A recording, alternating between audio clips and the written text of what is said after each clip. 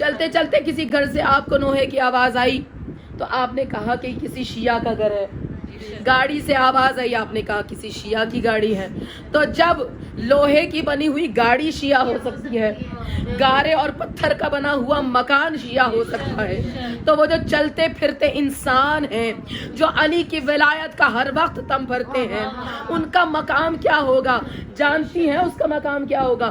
ایک پہلے بھی یہ واقعہ بیان کر چکی ہوں اور پھر دوبارہ دوہرا کر بیان کروں. دیکھیے, ایک مرتبہ مسجد نبوی میں رسول تشریف فرما ہے اور رسول کے دائیں بائیں خلیفہ اول و دوئم بیٹھے ہیں, اور پہلو میں وہ بیٹھا ہے جس کا لقب ہی جنب اللہ ہے, اللہ کا پہلو. اس دن بھی یہ بچیوں نے سنا تھا, میں نے بتایا تھا کہ علی وہ ہے جو جنب اللہ ہے, جس کا معنی ہے اللہ کا پہلو.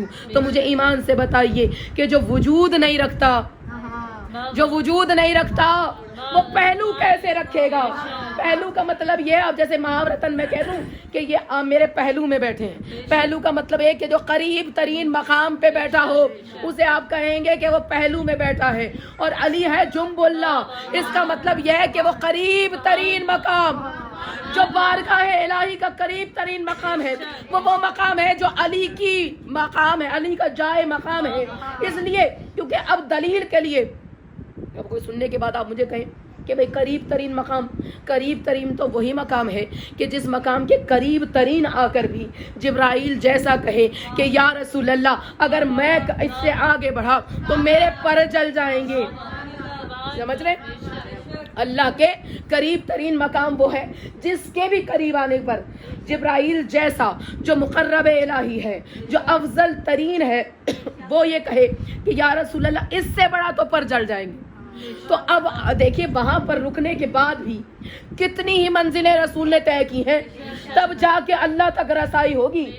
بھائی سدرۃ المنتہا تو پیچھے رہ گیا, رسول تو بہت آگے بڑھ گئے. اب میں کیا کروں کہ علی ہے جنب اللہ اور رسول اتنا آگے بڑھے کہ وہ مقام آیا کہ جو قاب قوسین کا مقام تھا, یا علی تھا یا نبی تھا. اب میں کیا کہوں کہ درمیان میں پردہ حائل ہے, میزبان ہمیشہ پہلے ہوتا ہے, مہمان بعد میں ہوتا ہے. دروازے پر جب ہی مہمان اور میزبان کی ملاقات ہوگی, میزبان اندر کی طرف ہوتا ہے, مہمان باہر کی طرف ہوتا ہے. علی ہے جنب اللہ, تو مجھے کہنے دیجئے اگر اللہ نے علی کو میزبان بنا کر بلایا ہوگا نا, تو پھر میزبان اندر کی طرف ہے, مہمان باہر کی جو ہے اللہ کا پہلو. اور ظاہر ہے قریب ترین اس مقام پر کہ جہاں رسول بھی مہمان بن کر جا رہے ہیں, علی وہاں میزبانی کر رہا ہے. اس سے قریب کائنات میں اور کوئی جو ہے قرب کا مقام ہے ہی نہیں جہاں اللہ ہو. تو اب میں نے آپ سے کہا رسول براجمان ہیں اور بائیں طرف پہلے اور دوسرے خلیفہ بیٹھے ہیں اور دائیں طرف میرا مولا علی بیٹھا ہے. اتنے میں تاریخ نے لکھا کہ آسمان سے ایک ابر نازل ہوا. اب جو ابر آیا نا, رسول کے قریب آنا شروع ہوا, اتنا قریب آیا کہ اس بادل کا سایہ رسول کے سر پر محسوس ہونے لگا. رسول نے دیکھا کہ اس بادل میں سے تسبیح و تہلیل کی آواز آ رہی ہے. اب جو رسول نے اپنا ہاتھ آگے بڑھایا نا, بادل اور قریب ہوا. اب جب بادل اور قریب ہوا نا, تو ایک رسول نے اپنا ہاتھ اتنا آگے کیا کہ بادل کے اندر رسول کا ہاتھ جا رہا ہے. اب جو ہاتھ اندر گیا نا, تو رسول نے جب ہاتھ باہر نکالا تو اس میں ہاتھوں پر ایک جام نمایاں ہوا. اور تاریخ نے لکھا ہے تمام, اب یہ جو راوی ہیں یہ تمام اصحاب رسول ہیں. اصحاب رسول نے دیکھا کہ رسول کے ہاتھ پر جو جام آیا ہے اس, اور یہ واقعہ 2 کتابوں میں, کتاب الانوار میں بھی موجود ہے, معجزات آل محمد میں بھی موجود ہے, اور معجزات 14 معصومین میں بھی موجود ہے کہ وہ جو جام رسول کے ہاتھوں پر آیا, وہ جام اس قدر ذو فشانی بکھیر رہا تھا کہ لوگوں کی آنکھیں چندیا رہی تھی, اور اس میں سے اس قدر خوشبو نکل رہی تھی کہ جس کی لپیٹیں تمام اصحاب کو محسوس ہو رہی تھی. پوری کی پوری مسجد نبوی معطر تھی اس کی خوشبو سے. اب تسبیح و تہلیل کی آوازیں اس جام سے آنا شروع ہو گئی. اب جو جام سے تسبیح و تحلیل کی آواز آئی تو رسول نے بھی تسبیح و تحلیل کی آوازیں بلند کی. اب جب ہاتھ پر جام آیا نا, تسبیح و تحلیل کا سلسلہ رکا تو رسول اللہ نے کہا کہ اے جام کیا پیغام لے کر آئے ہو؟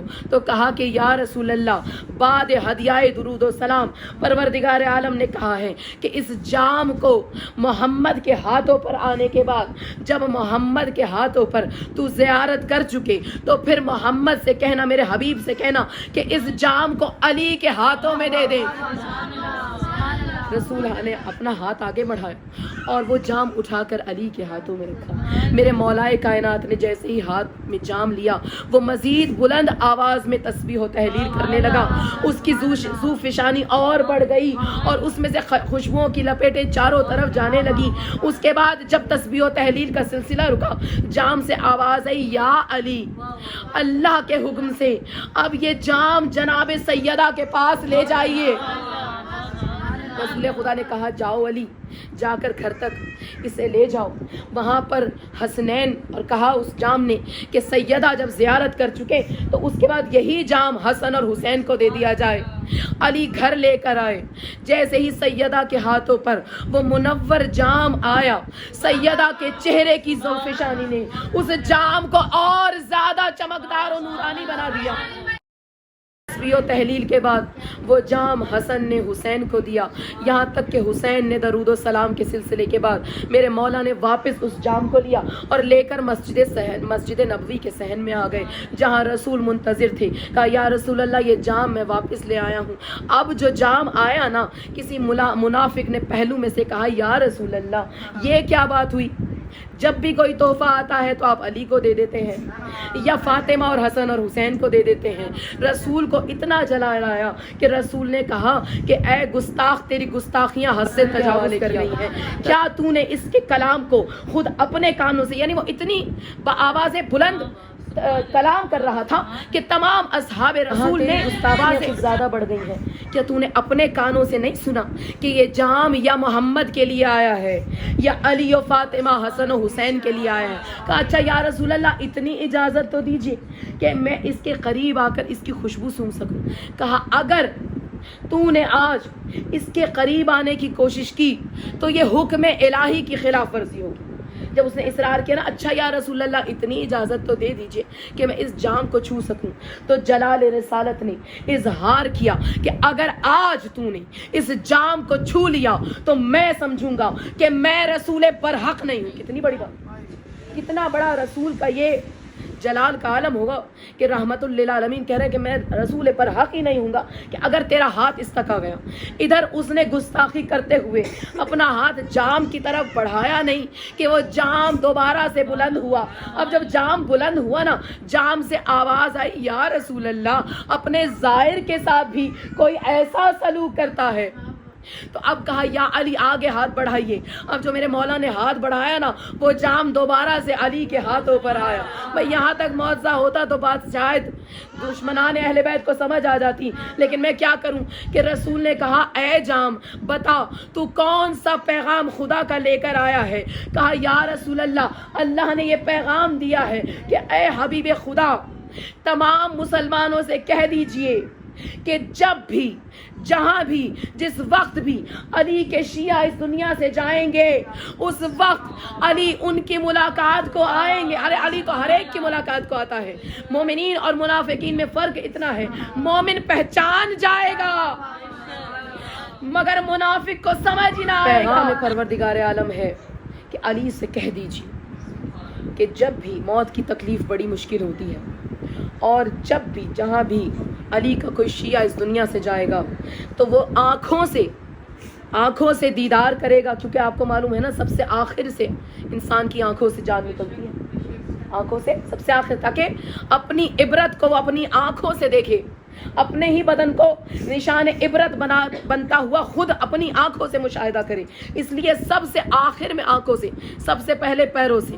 تو کہا کہ یا رسول اللہ کہہ دیجیے علی سے کہ جب شیعہ کوئی بھی اس دنیا سے جائے گا وہ آنکھوں سے علی کے چہرے کا دیدار کرتا جائے گا، اس وقت اللہ مجھے حاضر کرے گا اور اس کی خوشبو کو اس قدر ذوفشانی اور اس قدر اس کی خوشبو ہے کہ علی کا شیعہ چہرہ علی کو دیکھتا جائے گا، میری خوشبو سونگھتا جائے گا، یہاں تک کہ اس کے بدن سے روح جدا ہو جائے گی اور اسے موت کی تکلیف کا احساس نہیں ہوگا.